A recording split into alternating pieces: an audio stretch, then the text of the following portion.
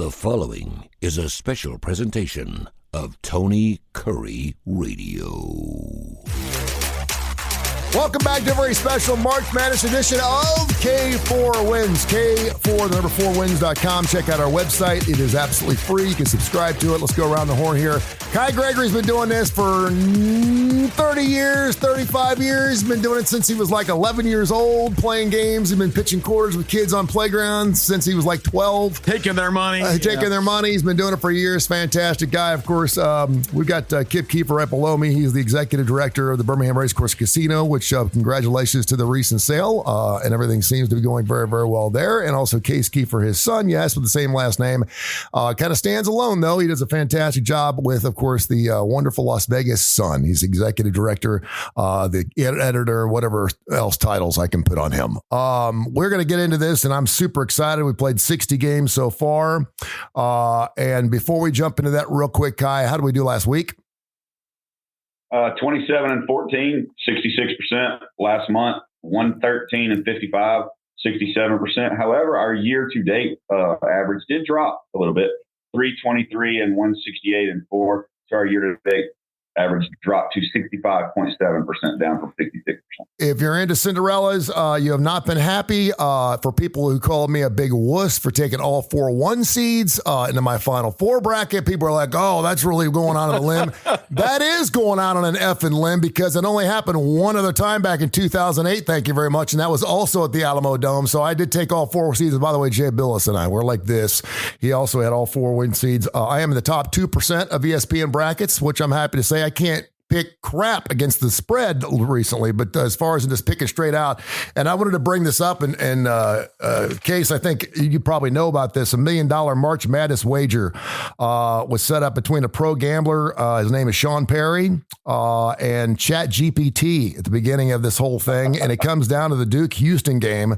The Vegas bookie has Duke, and this is not against the spread, this is just winning the game outright for his bracket. He's got Duke, ChatGPT has Houston. Whoever wins that bet will win the $1 million bracket. But it's pretty amazing too, because through the first 30 games, Perry's only missed 13 picks, and AI's only missed 10. So it just goes to show that human elements are just as good, if not better, than AI. First 60 games in the tournament, chalk all over the place. Chalk 48 and 12 straight up in games that are favored by 6 points or more. 31 and 0 straight up. That is only 32 and 28 against the spread. And now, of course, we have Duke 5.5, 135 against Houston. And of course, the Auburn Tigers catching 2.5 against the Florida Gators, a team that already beat them earlier in the season when they were 11-point underdog. And of course, that line's 2.5 and 159. A game that's dropped all the way from 164. Let's start with Case. What's going on out there in Las Vegas? We're getting ready for a huge March Madness going on today, and actually on Saturday, and then of course on Monday, the national championship game, and everything just seems to be really, really tight right now. Yeah, man, a lot to respond to. I guess first, since now you got me fired up in the morning, I didn't know about the story.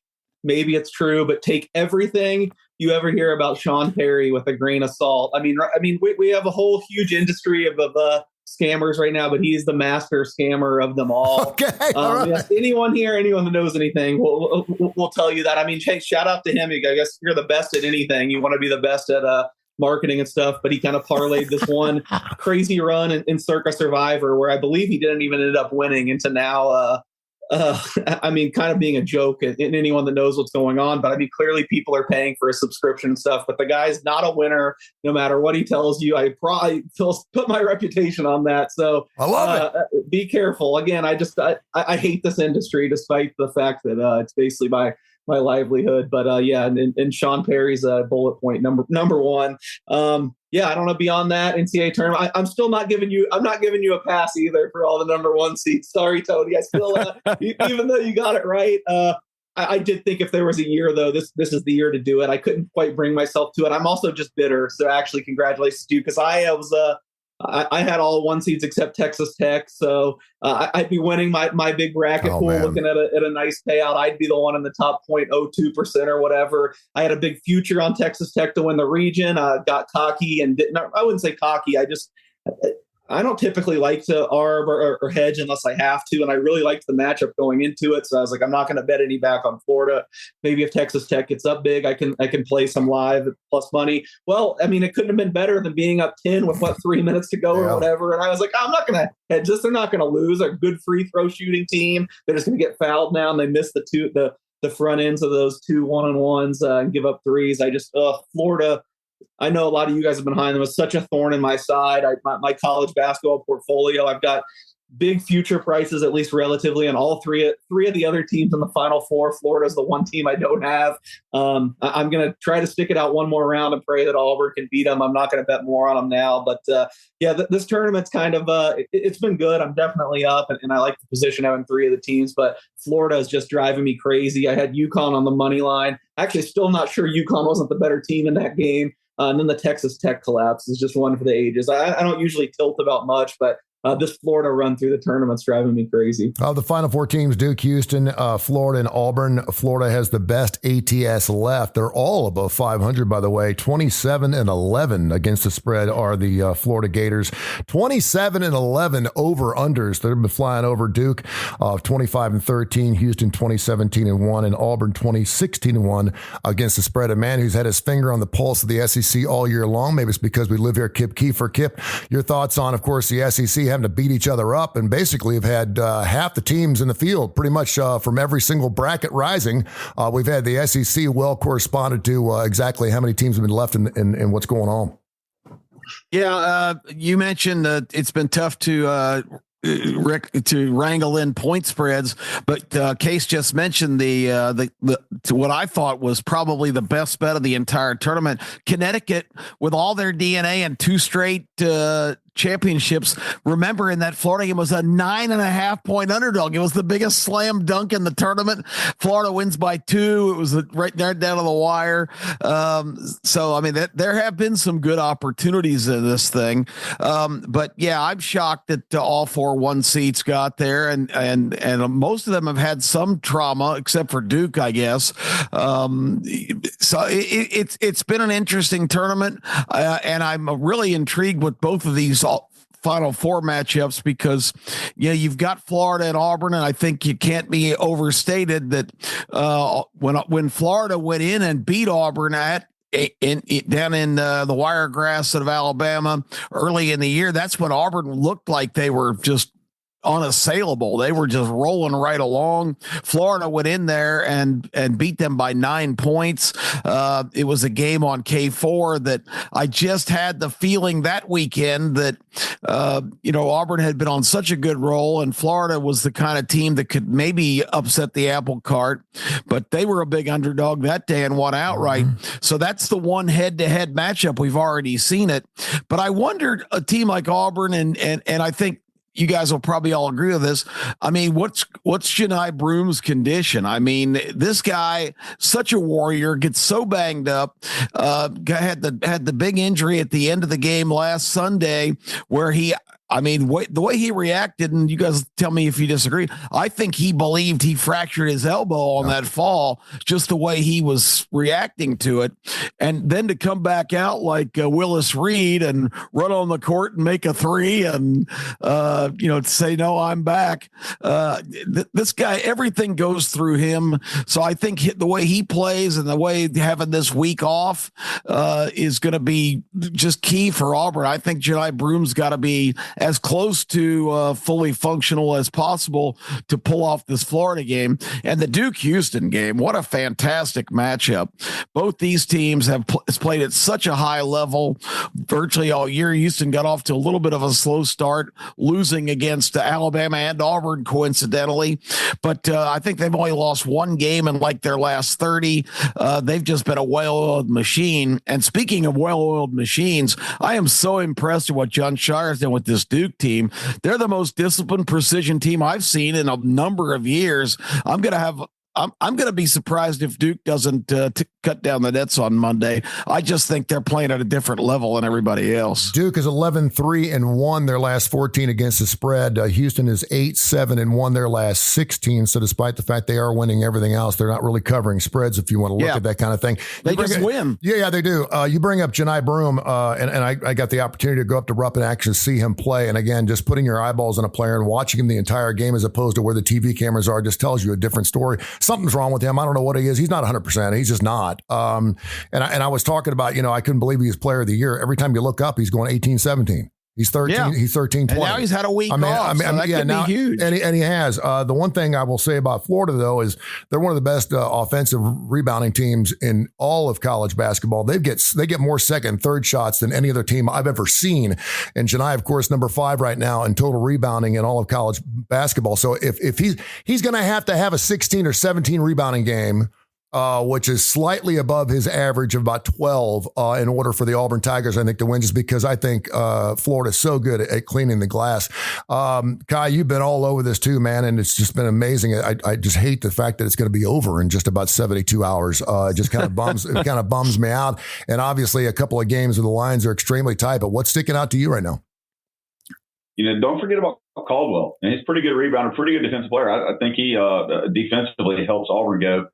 Probably more than Broom. I have been all over Broom all year as to being the biggest whiny baby. He's the LeBron James of college basketball, in my opinion. Fusses at refs up and down the court. But I got to give him props. That did look like a nasty injury. He rolled up his ankle. Then he had his elbow at the same time. He did. I'm done. Blah blah blah. And then yes, he came back in extraordinary fashion to lead the team. I'll give him props for that. I'm not going to give him props for much of anything else. If I was his size and, had that, okay.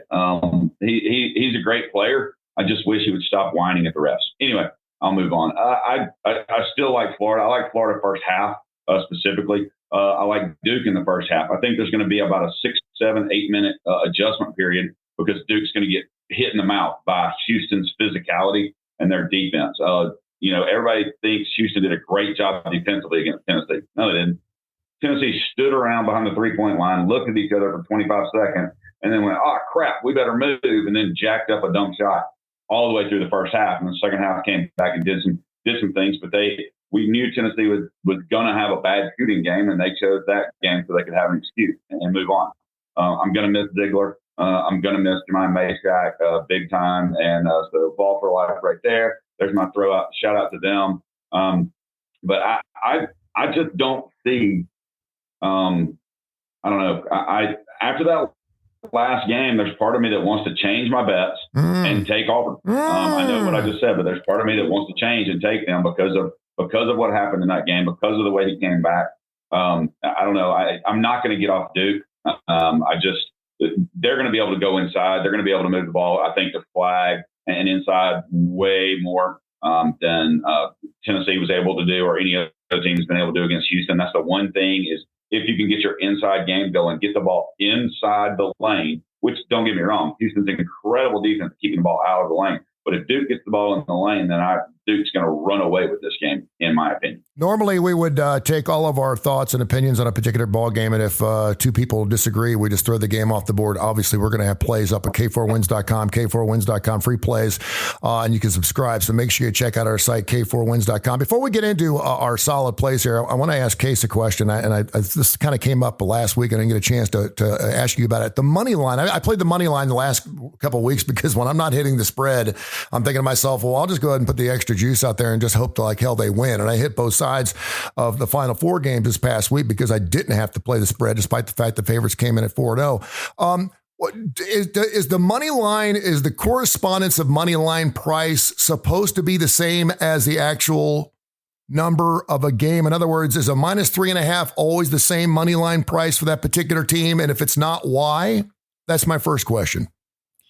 No, it's not always going to be the same, but it always should be about in the same range. And the reason why it's not is because these games are a lot different. I mean, teams play at a lot different pace. I mean, I think the thing that as far as we've come and people understanding the game better, and I think like as far as sports knowledge, like we're progressing every year. I still think like the mainstream sports, we don't talk about just how different it is when there's a team that's playing 80 possessions a game and a team that's playing 56. Mm-hmm. So obviously you widen the number of trials. That's widens the variance. So that being said, you shouldn't see it totally thrown out of whack. And what I tell people to do, it's easy. I think you should just be able to Google it. But if you're looking and you're like, well, how does this money line, should it correspond to the point spread? I mean, you can just type in like money line calculator or point spread converter into Google. I think make sure it's a reputable site. If it's selling picks, it's probably not reputable and it's probably not one you should trust. But if it's just one of these resource sites, you can type it in and see what it normally should be.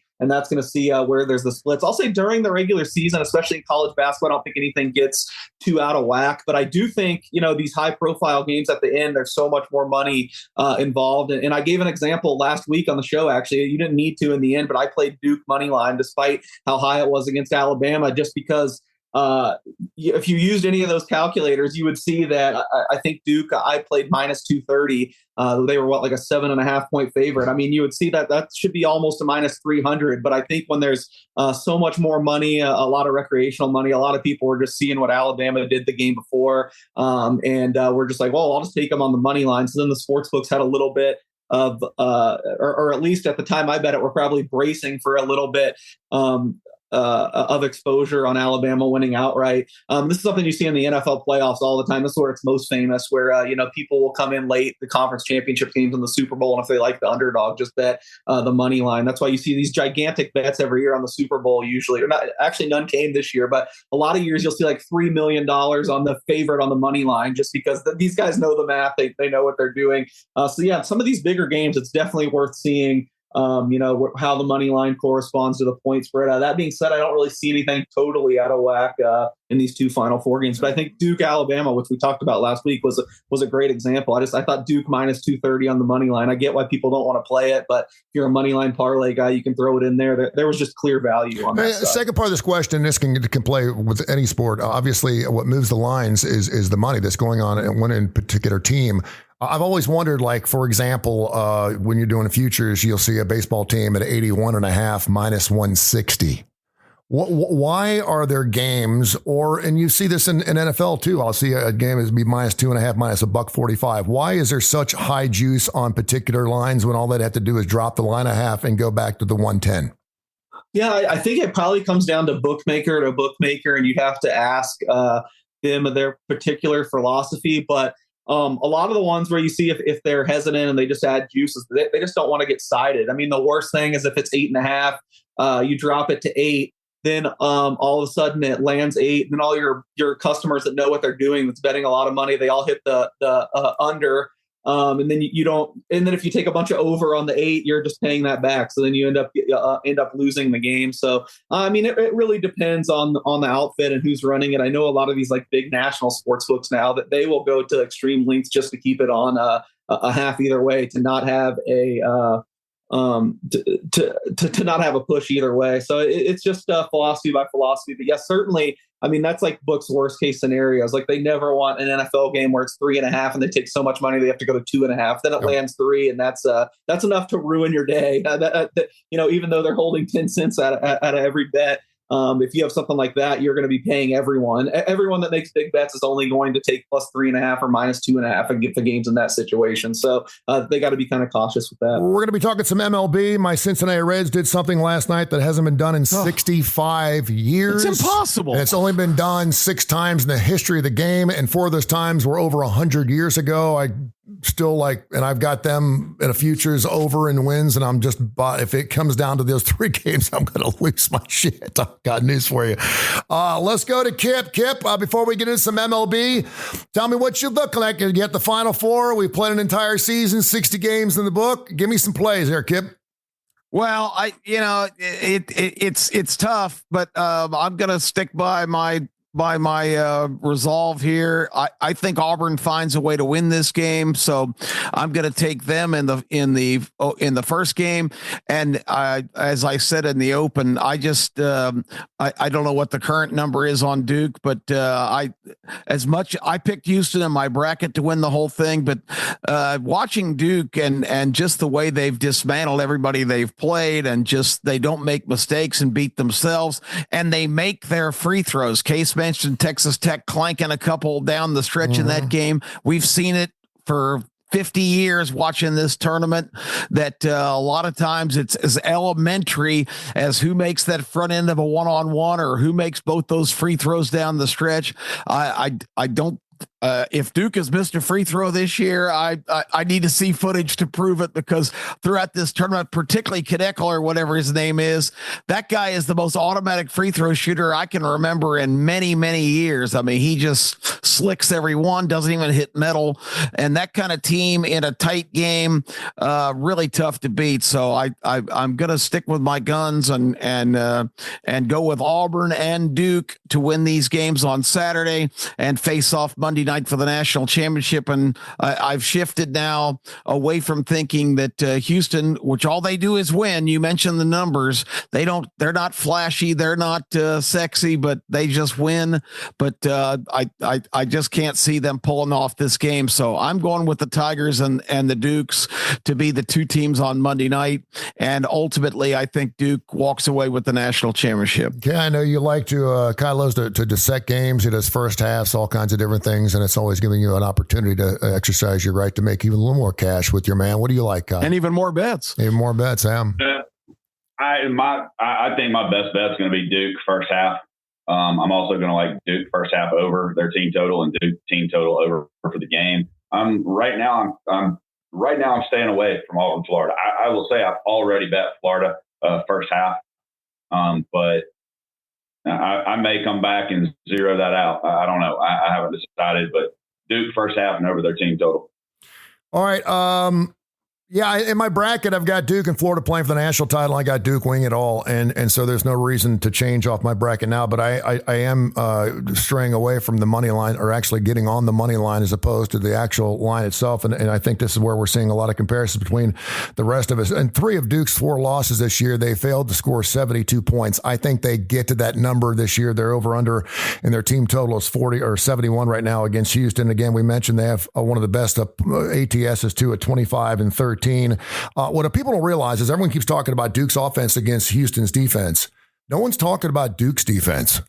Duke is 7th overall in scoring defense in college hoops. So Houston's got a great defense, but Duke's defense is nothing to sneeze at. So you're telling me you get the number 1 offense and the number 7 defense against a great defense? I think that's great. Houston has a problem getting to the line. They just don't get fouled very often. I don't know why. I don't know if it's because they don't go to the post. I don't know if they don't go in the paint enough, but they don't go to the line. They either go to the line probably about 75% as many times as their opponents do. And when they do, there's only 2 guys in the squad that shoot over 80%. So if it gets down to a game where you're starting to foul Houston, it reminds me of those on John Calipari Memphis squads. They're not going to make their free throws, and that bodes really raunchy there for a Houston squad that obviously is 20-17-1 against the spread and has won so many games, but that's why they're 8-7-1 their last 16. I like Duke, the team total over 71. I think they're going to have to get a 72 to win this game. And I love Duke and the money line in this game. What is it? 160, 170? I think something like that. I'm not sure. Maybe more that minus 210, whatever the money line is for Duke. I'm thinking the other game. So I'm just going to go ahead and put the money out there and take Duke. And I think they're going to win the game outright. I think that 135.5 is a little high. So if I can middle a little bit, I'd take the Duke team total over 71, but I'd take the under 135.5 for 136 in hopes that I could hit both. But at the very least, I'm going to hit one side of that so I can break even on that. I'm thinking a 73-62 kind of ball game. And then when it comes down to Auburn and Florida, Florida's already shown they were 11-point dog. They went down there and beat Auburn by 9. That was earlier in the season. I know that was a long time ago. They've got the best ATS of the 4 teams at 27-11 going on. They get lots of second and third chances. The Florida Gators are playing lights out. I have to be careful here because I'm an Alabama guy. I made my living off of Alabama football and Alabama basketball all my life. We were the flagship station for Alabama football for 25 years. So I've always been hedging and not liking Auburn, though, when it comes down to the money. If they make me cash I'm happy for him. But I still think something's wrong with Janiah Broom. And I think if they're going to be really physical with him down in the post and down in the paint early in the game, I think by the end of the game, he's going to be exhausted, even though he's had a few days to rest. So I'm going to take the Florida Gators minus the 2.5. Yeah. And then Case, what do you like? Well, I guess to fit with the theme of this tournament, I feel like I'm against a lot of people on both games. We'll start with Florida Auburn, as it's the first one. I'm not betting this, just I have both to win the title. I made it Florida minus 1.5. There's still some threes out there in Vegas. So, if you're betting this game, I would say Auburn plus 3. I mean, you mentioned a key thing to me that I think a lot of people will gloss over. Yeah, Florida won by 9. They played a great game. They were an 11-point underdog. Yeah. This is a 14-point swing, not even going home to home, going home site to neutral. That is absolutely insane to me. You'll never see as big of a swing from this. I think there's huge, one of the biggest alphas in college sports is getting these injuries down, because they're not like professional sports where they have to have the injury reports out there. So during the year, a lot of my bets are based on who's injured and doing that. But I feel like I'm the dissenter here, but I'm the one that I'm really kind of downplaying the Broom injury. I feel like it's like, I don't know how chronically social media you are, but it's like that meme with James Franco with the noose around his neck where he says first time.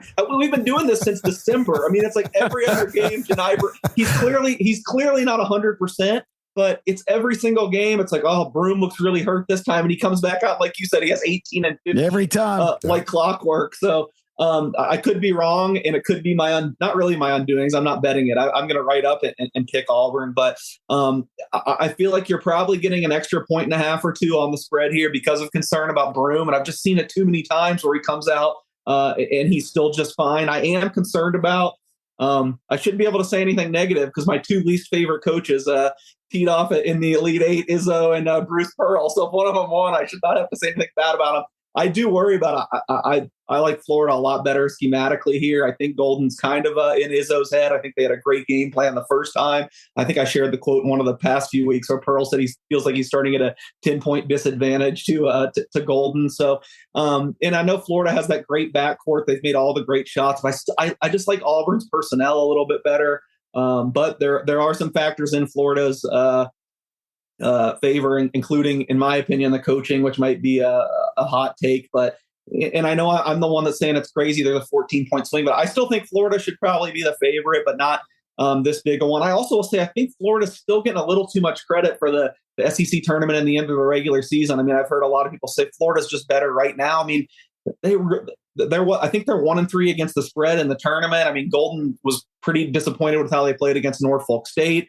Clearly could have lost to UConn or Texas Tech. Now that second half against Maryland, they looked unbelievable. But I mean, I think Auburn's covered every game, and there's been money coming in against them that they seem like no one likes it anymore. And they've really taken care of business this last week. So I don't even know if I really give Florida the recency edge that I would have given them certainly during the SEC tournament. I feel like I'm rambling here, but I just think at the number, it's probably got to be Auburn or pass. I'd be fine with passing, but I don't know. If I could get plus 11 in this matchup 2 months ago, now you got to lay 2. That's crazy. Yeah, I know, right?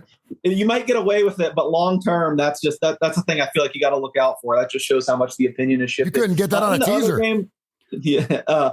In the other game, I mean, I certainly agree. I would pick Duke outright. They look like the class, the best team. And I would say take everything I say in this one with a grain of salt, because these type of teams that look so much better than everyone else, I just have had a hard time getting right in the Final Four. As much as I liked UConn, I feel like I bet against them in the Final Four games each of the last 2 years, and they just crushed everyone. That great Villanova team in 2019, I think I tried to beat with Michigan and maybe even Kansas in the semifinal game. They just killed everyone. So we really do see the best team get here and show up. That being said, there were 2 matchups that you go way down the bracket that as soon as I saw them, I was like, man, and I'm not an X's and O's, guys. I'm not really a stylistic thing, but there were 2 that really stood out to me. I loved the matchup for Texas Tech against Florida. I feel like it worked out. At least they covered the point spread, didn't get it through. The other thing I loved is I really loved the matchup for Houston against Duke. I felt like if anyone was going to beat Duke, it's Houston. I do think they'll be bothered by that physical defense, how tough they play. And I just think I trust Houston's guards as much as anyone in the country, which I know a lot of other people don't. But I think they have shot makers this year. I think they have guys that can step up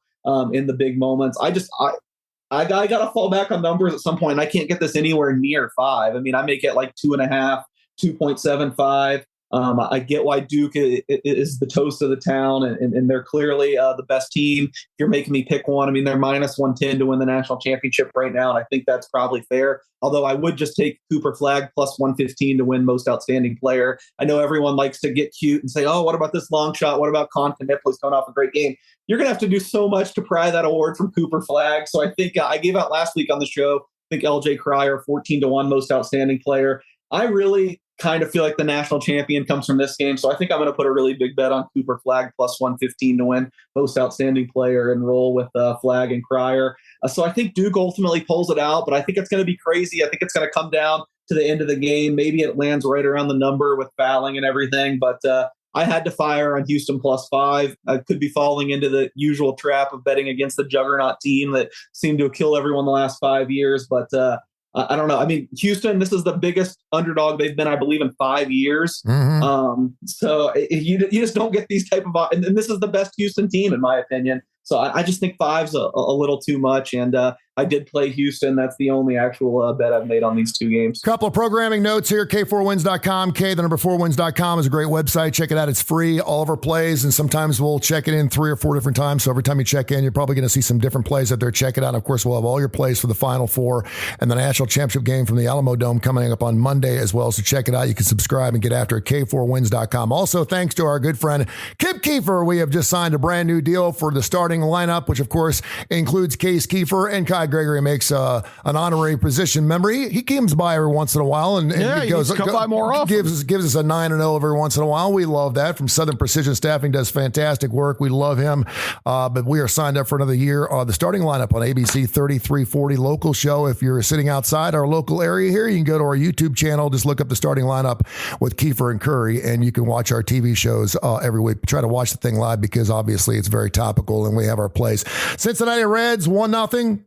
1-0. 3 straight losses. 1-0. 3 times. I had to find out the last time that happened was the Philadelphia Phillies in 1960. It's only happened 4 other times, and those were all over 100 years ago. And I got the over wins 20. I think it was 81.5. Right when Terry Francona took over the position. The Reds just need a good coach. When Dusty Baker's there, when they have good coaching, they go to playoffs. When they don't, they suck. It's always a farm league team.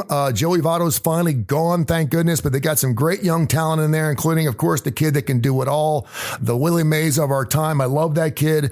But just amazing that they lost 1-0, 1-0. There's no reason why they can't do a 4th time. I know Kai's been all over Major League Baseball, which got started in earnest about a week and a half ago. But what's your thoughts on Major League Baseball so far, and how have some of the lines changed when you've seen some of that stuff, Kai, as the season played out? And I know we've got to mention the Braves.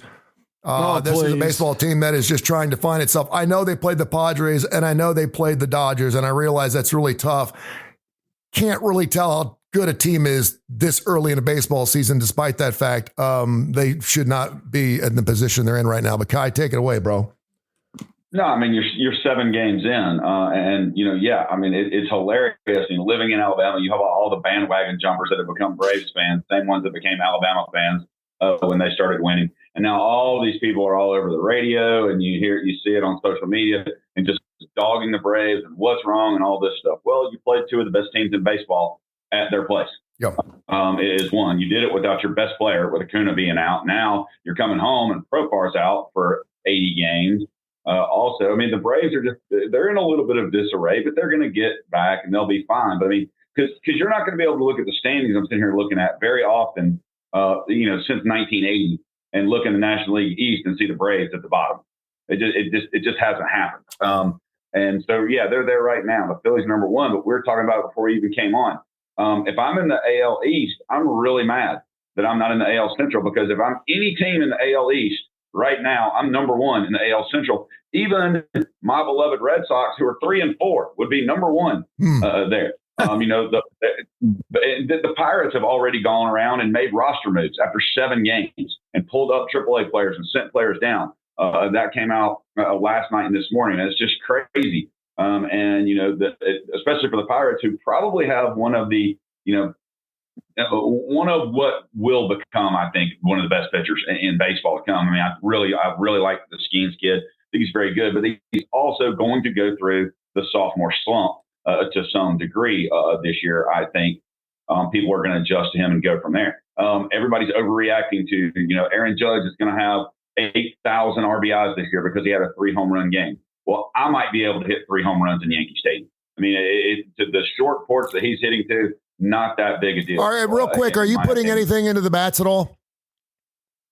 The torpedo. Are we putting anything into the torpedo bats? I mean, everyone's subscribing to it, and of course, Judge is not using it. He's like, I don't need it. I got 3 home runs. I'm just curious because everyone talked about the baseball for years.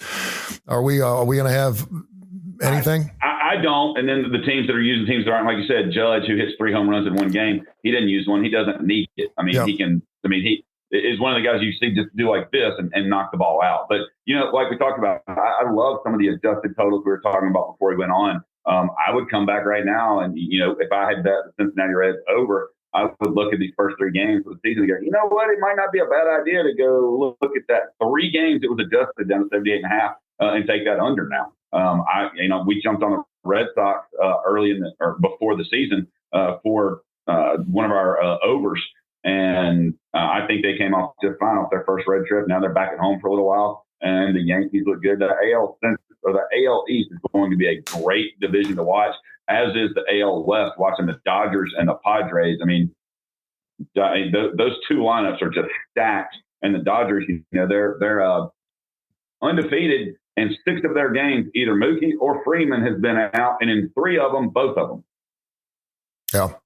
Well, now Freeman's out longer because he slipped in the shower yesterday, and now he's on the disabled list. That's not a good thing. But the Padres, I tell you, after understanding the potential of Fernando Tatis Jr., but watching him 4 straight games, the guy looks like he's got his head on straight finally. The guy can hit up a storm, and man, is this guy fast. This is a dynamic player. Fernando Tatis, I don't know what his number is, Case, for MVP this year, but after seeing that first weekend's games, if he can do that over a whole season, this guy is just in another class in terms of his total skill set of anybody else I've seen in a number of years. Case, you got anything you want to add to that? No, you guys did a good job. I agree. I don't know. It's a hard baseball. It's just all big picture. But yeah, the AL East looks extremely tough. We kind of knew it was. I mean, you can just put these teams in a hat and draw ones. They all look so evenly matched. All 5 of them. I don't put much into the torpedo bats either. I got to admit, when it first happened, it did make my eyes pop up. Like, I have all super anti-Yankees position for me this year. I think I'm on Yankees under, Red Sox to win the division. I think I have Toronto over. I was tempted to take a big price on Yankees not to miss the playoffs. Like, you didn't tell me they had this. And then you wait and you read the stories a couple of days. I mean, there's been guys that have been using them since 2019. I know everyone was freaking out because they had all these home runs, but like you said, I think it's only Volpe, Jazz, and Goldschmidt that had the home runs that used them. And that was a lot of them, but Aaron Judge didn't have it. Your guy, Ellie De La Cruz, is using the torpedo bat. A lot of guys are using them and not getting the same results. So I do think ultimately it's much ado about nothing. And that breakout was more had to do with the Brewers pitching staff being down. And like Kai said, just the park dimensions at Yankee Stadium. So I'm not putting a whole lot into that. I would throw in the NL West too.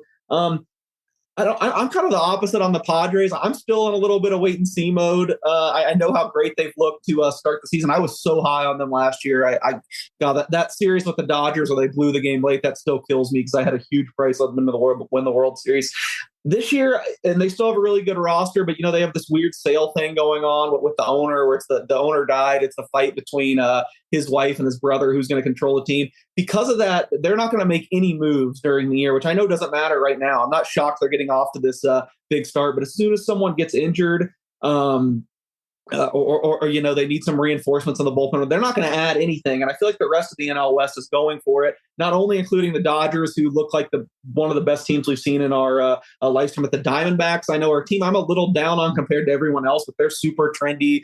They made a lot of offseason moves that people liked. And I actually love the Giants. I've been betting the Giants like every day. They're 5-1 right now, and I feel like no one's even talking about them because of with the Padres and the Dodgers. So the NL West is going to be fun. To answer Kip questions, Tatis is 8-1, and yeah, he is a ridiculous talent. I'm not really towing into the NL MVP market much just because of the Ohtani specter. It's just, especially if this guy ends up pitching again, it's just so hard to pry it from him. And I was a little, I know Tatis has been awesome to start. I was a little down on him coming into the season. If you just look at his, StatCast numbers, like the exit velocity and stuff after the PED suspension, everything dropped off a ton. So I still want to see him do it for a little bit longer without whatever he was taking before. So despite how they started, I'm a little bit of a sell on the Padres, but the NL West is going to be great. And I would say the Giants are the team, the team to watch that no one's talking about. You can still probably get a big plus money to make the playoffs. At least I bet them 50-1 to win the division. Actually, but going into the year, I don't think that's going to cash. The Dodgers look even better than I thought, but I do think they're a little bit better than people give them credit for. Really smart front office, great pitching staff, and a lineup that's actually hitting pretty well right now too. Let me throw in one caveat, Absolutely, Tony. yes. The Dodgers, as good as they look and as many runs as they can score, that series against the Braves, if you watched all three of those games, the Dodgers play terrible defense. The Dodgers made some really bonehead errors. Max Muncy had 2 throwing errors that gave the Braves a 5-0 lead in the last game.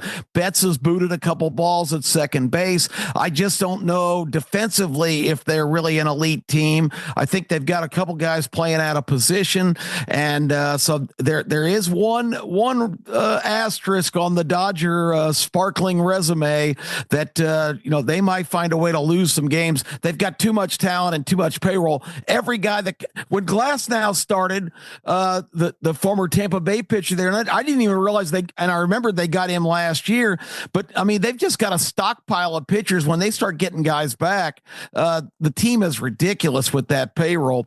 And does this mean, Case, I need to cancel my order for your son, King, my grandson? I already got his torpedo bat ordered so he can dominate T-ball. I mean, I'm sure it helps a little bit, but I think it's a case by case. Maybe it would fit with him. Yeah, and I will say, I'll just add to Kip. I agree with what Kip said, and the Dodgers, as good as they are, they shouldn't be 8-0. If you've watched all these games, they've found crazy ways. So to win. fortunate.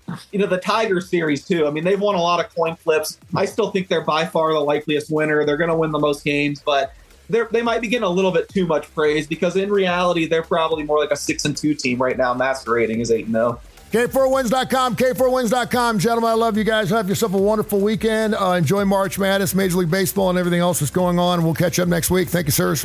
Thanks, fellas. Happy birthday to Kip Keefer, Case's younger brother, my son, our engineer, and guy who makes all this happen for me, technically. 33 today. 33 years old. Oh, he's just a baby. He's just a baby. He's just a baby. I'm old enough to be his dad. Jeez Louise. I'm gonna go cry for the rest of the weekend. All right, guys. Have yourself a wonderful weekend. Thank you. Thank you. Yeah. This has been a special presentation of Tony Kurre Radio.